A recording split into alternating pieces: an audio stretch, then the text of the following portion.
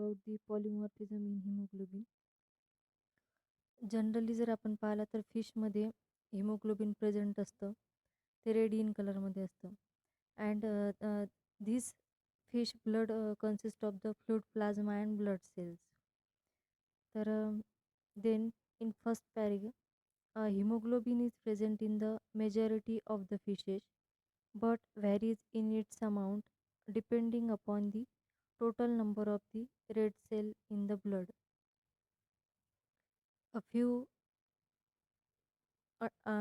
few Antarctic ice fishes are without hemoglobin in their blood. These species are able to survive and live without hemoglobin because they are extremely sluggish in habit and have the low oxygen requirement. They possess a large heart and blood volume as a special adaptive feature.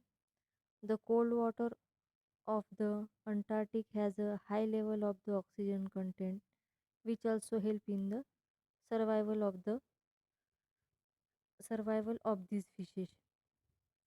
आता haemoglobin जे आहे हे म्हणजे वेगवेगळ्या फिशमध्ये present असतं near about 20,000 to 30 lakh per cubic millimetre फिशमध्ये.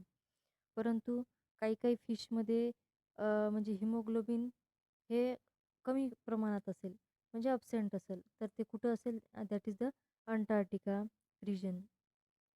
आता या अंटार्क्टिका रिजनमध्ये काय होते की वॉटरचं कंटेंट हे जास्त असते, त्याच्यामुळे तिथे ऑक्सिजनची जी त्याची रिक्वायरमेंट असेल ती तिथे म्हणजे फुलफिल केल्या जाईल. जरी म्हणजे लो ऑक्सिजन असेल आईसमध्ये तरी पण ते सर्वाईव्ह करतील फिश. नंतर आहे fishes possess the two kind of the haemoglobin. First one is the monomeric found in the Agnatha and hagfishes consist of the single polypeptide molecule. म्हणजे जे आता मोनोमेरिक आहे, मोनोमेरिक त्याच्यामध्ये पॉलिपेप्टाईड मॉलिक्यूल दिलेला आहे particular, that is the Agnatha and fishes.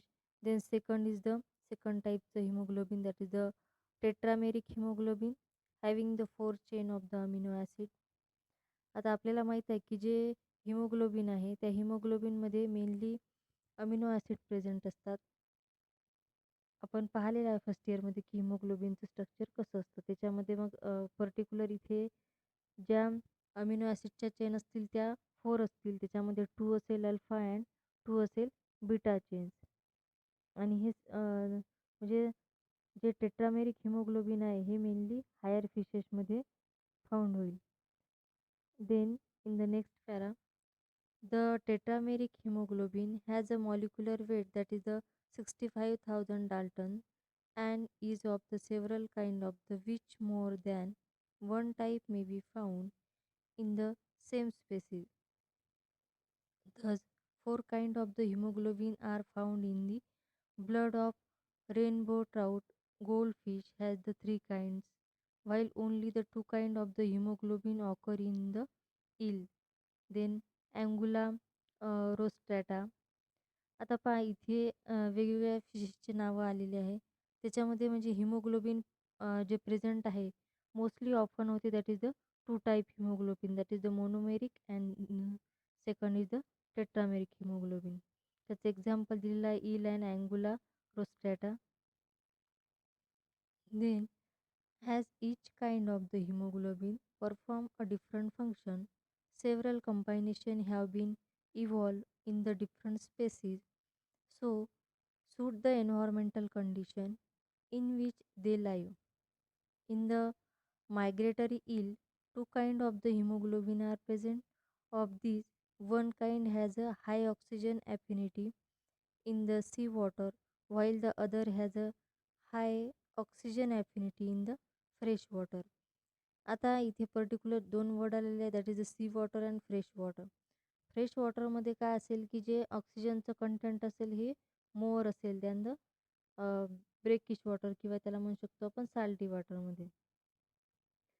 मग अशा वेळेला त्याच्यामध्ये पर्टिक्युलर हे 2 टाईपचे हिमोग्लोबिन प्रेझेंट असतील. Thus, the eel is adapt to live in water of different salinity and is able to maintain a nearly constant level of the blood oxygen in fresh as well as a saline water.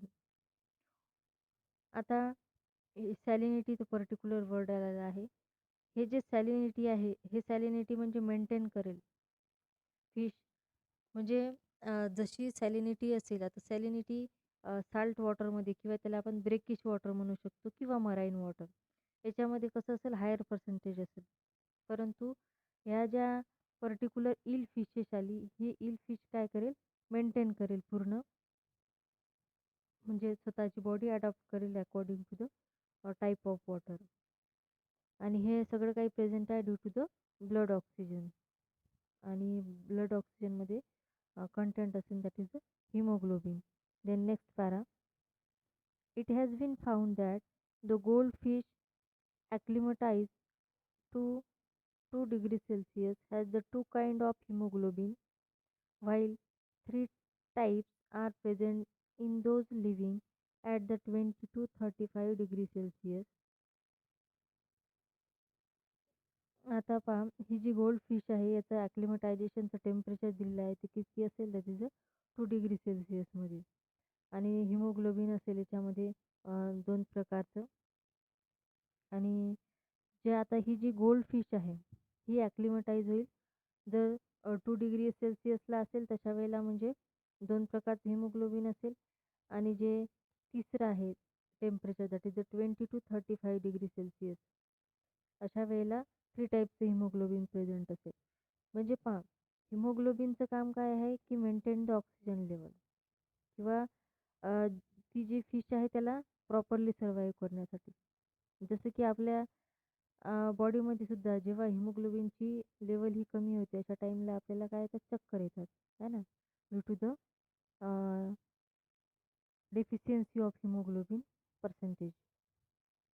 मग अशा वेळेला काय होते की आपल्याला doctor fulfil supplement देते आणि haemoglobin वाढवण्यासाठी सांगते, किंवा हे खा म्हणजे तुमचं हिमोग्लोबिन वाढेल. मग अशाच टाईपचं हे फिशमध्ये आहे. पण ह्या फिशचं पण इथं ॲक्लिमटायझेश दिलेलं आहे, म्हणजे बा कोणत्या टेम्परेचरला होतात, अशा वेळेला किती प्रकारचं हिमोग्लोबिन प्रेझेंट असतं. जर 2 डिग्री सेल्सिअस असेल, आपण इथं पर्टिक्युलर एक फिश कन्सिडर केलेली आहे, that is the gold fish. जर 2 डिग्री सेल्सिअस असेल तर ती ॲक्लिमटाईज होईल. आणि का बरं ॲक्लिमटाईज होईल, कारण त्याच्यामध्ये 2 टाईपचे हिमोग्लोबिन असतील.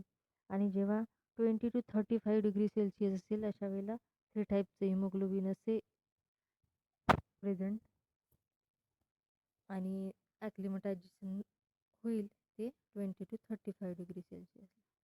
Then it has also been shown that this third type of the hemoglobin appear and disappear with the change in temperature. It has been suggested that the third type of the hemoglobin is formed by the rearrangement of the alpha and beta chain of other two types and is not synthesized fresh.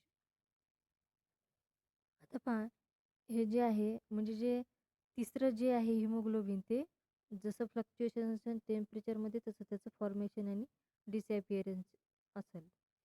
नंतर आहे polymorphism in haemoglobin has been associated with the level of activity of fish.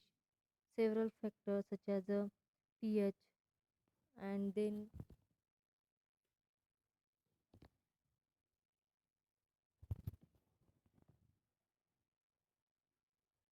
pH, CO2, and concentration and temperature influences the blood oxygen affinity. Thus, the polymorphism in a hemoglobin appear to be an adaptation to maintain required level of the oxygen in blood under the various conditions. आता पहा, म्हणजे इथे एकच लक्षात ठेवायचं आहे की जे आपलं हिमोग्लोबिन आहे, there are the main 2 type, that is the monomeric and second is the tetrameric haemoglobin. मग जे आपण पाहिलं किंवा थर्ड टाईपचं जे हिमोग्लोबिन होतं, ते कसं असेल, म्हणजे अल्फा अँड बीटा चेनवर डिपेंड करेल. त्या जर सिंथेसाईज झाल्या तर थर्ड टाईमचं जे हिमोग्लोबिन आहे ते फॉर्मेशन होईल. म्हणजे it totally depend upon the environmental condition. आता एन्व्हायर्मेंटल कंडिशनमध्ये काय असेल, की जे त्याचे फॅक्टर असतील, जसे की आपण पाहिलं तर पीच आहे, सॉरी पी-एच आहे, देन आहे CO2 आणि जे कॉन्सन्ट्रेशन असेल टेम्परेचरचं, ते सुद्धा त्या ब्लडची जी ॲफिनिटी असेल ऑक्सिजनची त्याच्यावर अफेक्ट करेल. तर अशा प्रकारे आपलं जे आहे that is the polymorphism in haemoglobin हे इथे संपलं. म्हणजे पहा, की जे हिमोग्लोबिन आहे, हिमोग्लोबिनला म्हणजे त्याचे पर्टिक्युलर आपण पाहिले की बा कुठं प्रेझेंट असतं ते, त्याचे प्रकार कोणते आहे, त्याच्यामध्ये फ्लक्च्युएशन कसं होते, म्हणजे थर्ड टाईपचं हिमोग्लोबिन कसं फॉर्मेशन होते आणि पर्टिक्युलर त्याचं एक एक्झाम्पल घेतलं होतं आपण, ईल घेतलं होतं, नंतर आहे अँगुलिया रोस्ट्रॅटा आणि लास्ट घेतलं होतं आपण गोल्डफिश. गोल्डफिशमध्ये बा कसं फ्लक्च्युएशन होते, म्हणजे कोणत्या टेम्परेचरला ते ॲक्लिमटाईज होतं.